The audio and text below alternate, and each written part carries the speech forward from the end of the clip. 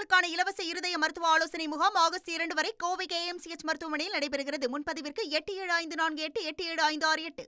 முதலமைச்சர் கடந்த 4 ஆண்டுகளில் செய்த வேலைகள் பற்றி ரிப்போர்ட் தர வேண்டும் என தமிழக பாஜக முன்னாள் தலைவர் அண்ணாமலை தெரிவித்துள்ளார்.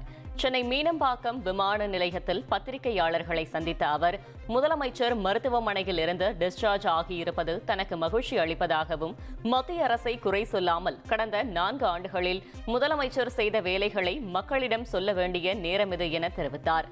மேலும் காவிரி கோதாவரி இணைப்பை பாஜக அரசால் தான் செய்ய முடியும் எனவும் குறிப்பிட்டுள்ளார். நம்முடைய மாண்புமிகு முதலமைச்சர் அவர்கள் மருத்துவமனையிலிருந்து டிஸ்சார்ஜ் ஆகி வெளியே வந்திருக்கிறாங்க. அது சந்தோஷமான செய்தி. ஒரு மாநிலத்தை காக்கக்கூடிய ஒரு முதலமைச்சர் என்பது ரொம்ப நாள் மருத்துவமனையில் இருந்தாங்கன்னா அது எல்லோருக்குமே ஒரு சோகமான நிகழ்வு தான்.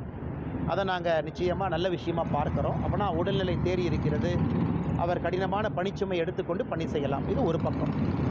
இரண்டாவது, இன்னொரு பக்கம் இன்றைக்கி முதலமைச்சர் அவர்கள் மருத்துவமனையிலிருந்து ரிவ்யூ பண்ணுறாங்க. எத்தனை திமுக காரங்க போய் மக்களை சேர்த்தீங்க, தொண்டர்களை சேர்த்தீங்க, என்னெல்லாம் பண்ணீங்க. நாங்கள் கேட்கக்கூடிய ஒரே ஒரு கேள்வி, 4 ஆண்டுகள் முடிந்து விட்டது.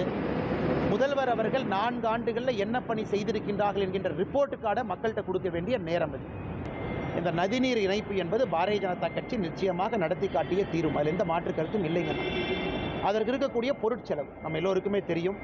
என்விரான்மெண்டல் கிளியரன்ஸ் எல்லாம் எங்கேயும் கூட பாரதிய ஜனதா கட்சி நதிநீரை இணைக்க மாட்டோம் என்று சொல்லியதில்லை. எல்லா இடத்துலையும் இணைப்போம் தான் சொல்கிறோம்.